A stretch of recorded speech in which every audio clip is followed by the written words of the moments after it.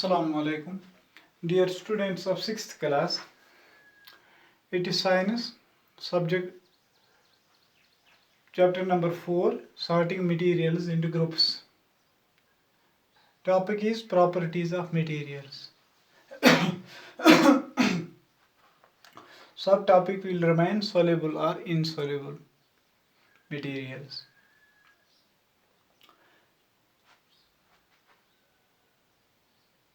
आगे जाने से पहले before going ahead, we will review what we have learned already. That was the sorting materials into groups.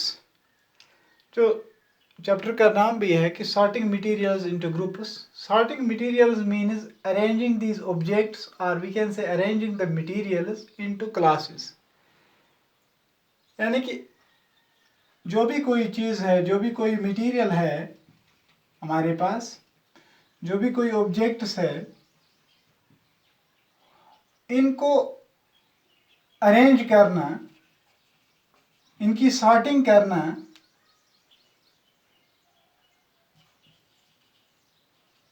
अलग अलग इनकी क्लासिफिकेशन करना हर किसी चीज़ की। जैसे कि साबुन है हमारे पास, वो हम बाथरूम में यूज़ करते हैं और उसको बाथरूम में ही रखते हैं। इसी तरह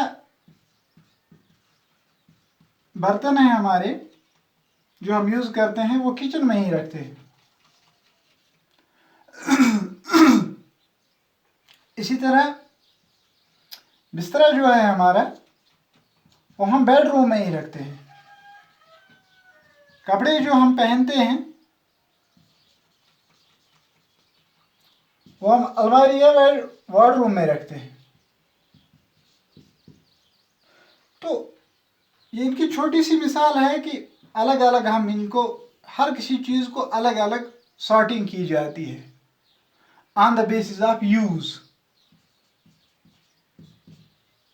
जहाँ हमें ज़रूरत है वहाँ ही हम इसको रखते हैं। इसी तरह दुकानदार की मिसाल लीजिए आप। अगर हम इसी साबुन की बात करें पहले, तो उसके पास जो ये सोप्स होती हैं, साबुन जो होती हैं, धोने की साबुन वो अलग रखता है, कपड़े की साबुन अलग रखता है, और बर्तनों की साबुन वो अलग रखता है।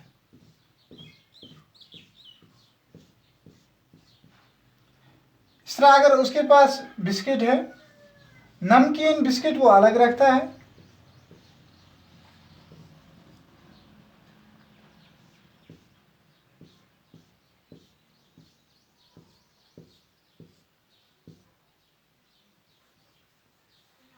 और बाकी बिस्किट्स वो अलग रखता है।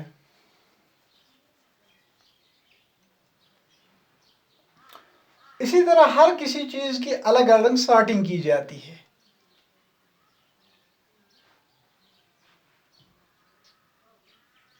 तो इसके बाद हम देखेंगे, इसी तरह ये हर किसी चीज़ को इसी तरह क्लासिफिकेशन की जाती है, सॉर्टिंग की जाती है। तो इसके बाद जो यहाँ पे आज का टॉपिक जो आ रहा है, that is properties of materials. Properties of materials हम किसको कहेंगे, थोड़ा सा समझने की हम कोशिश करें।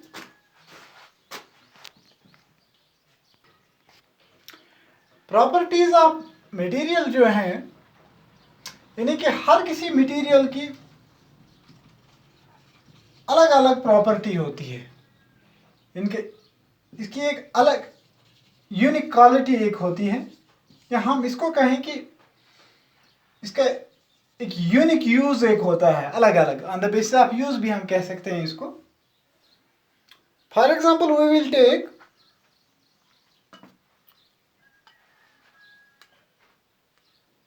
This glass of water. This tumbler is made of steel. ये स्टील का बना हुआ है।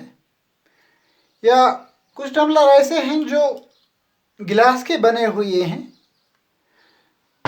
तो इसके बरकस एक तो हमने ये टम्बलर लिया,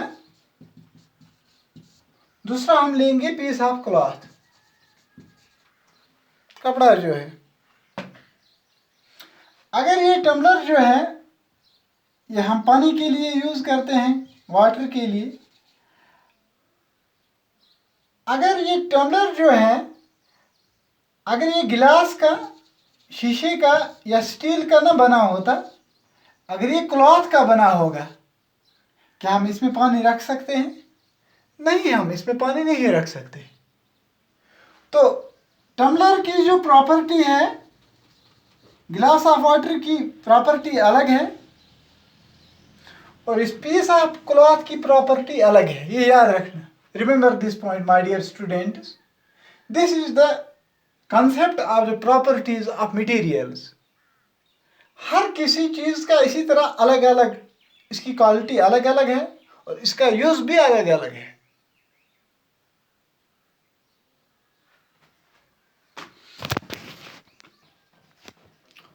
dear students, properties of material जो हैं, इनमें कुछ मेन प्रॉपर्टीज हैं।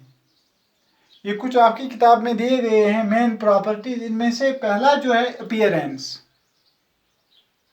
यानी कि हम मटेरियल्स या चीज का इसका लुक हम देखते हैं, इसकी शक्ल हम देखते हैं इसकी। फॉर एग्जाम्पल आपके पास इस वक्त ये मार्कर बोर्ड है।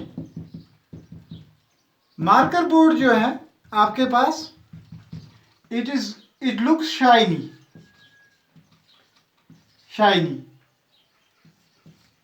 चमकीला आपको नजर आ रहा है आपके सामने, यानी कि मार्कर बोर्ड। इसके बजाय अगर हम लेंगे वो ट्रेडिशनल में जो यूज हम करते थे, ब्लैक बोर्ड। ब्लैक बोर्ड का कलर जो है, ब्लैक बोर्ड की अपीयरेंस जो है वो डल थी, रफ उसकी सरफेस थी, क्योंकि वो इतना चमकीला नहीं है जितना कि आपको ये नजर आ रहा है। तो प्रॉपर्टीज ऑफ मटेरियल्स में पहला जो है अपीयरेंस, कि हम देखते हैं इसका लुक, हर किसी चीज का लुक अलग अलग होता है। For example we will take wood. Wood is the colour of wood, or we can say the appearance of wood is different as compared to steel or as compared to iron or as compared to copper, तांबा या लोहा,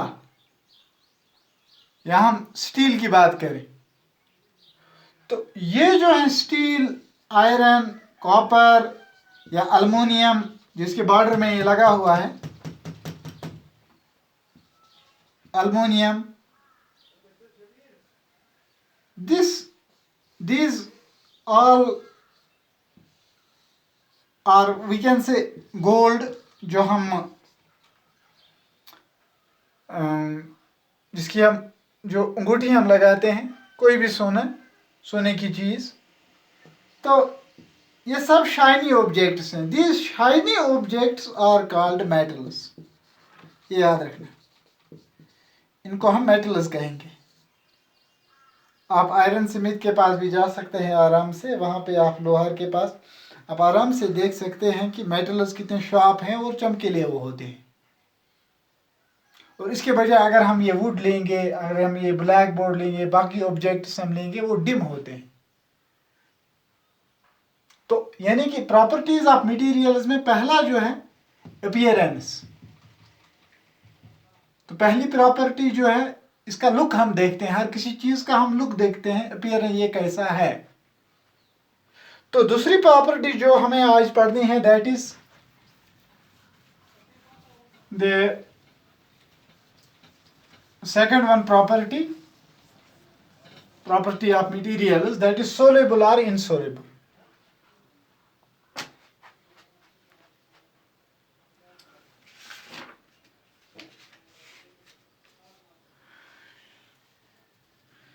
तो इसके लिए हम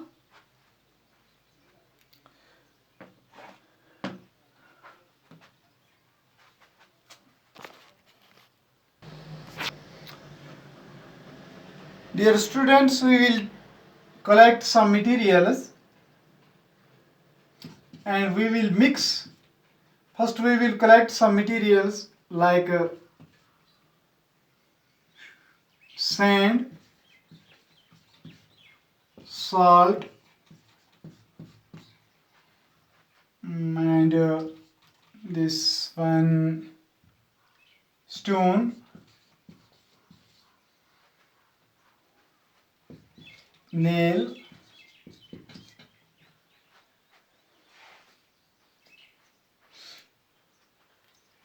then we will mix these same with mixing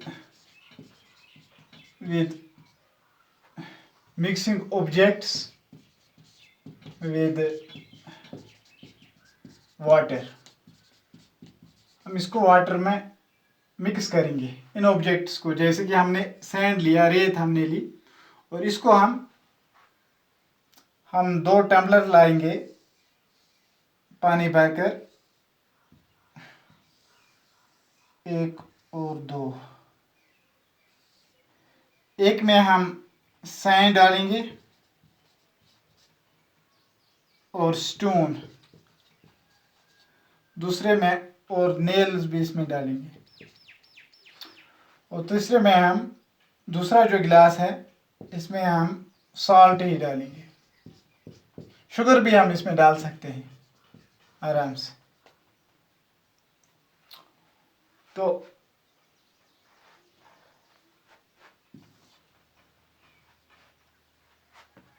ये मैंने गिलास लिया है, टम्बलर.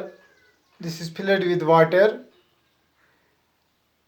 इसमें मैंने सैंड डाला है, रेत डाली है थोड़ी सी, और मैं इसमें ये नेल एक भी डालता हूँ और स्टोन एक भी डालता हूँ. दूसरे गिलास में टम्बलर में मैंने सॉल्ट लिया है इसमें, और इस सॉल्ट को मैं थोड़ा सा, और ये इसमें मैं पानी डालता हूँ.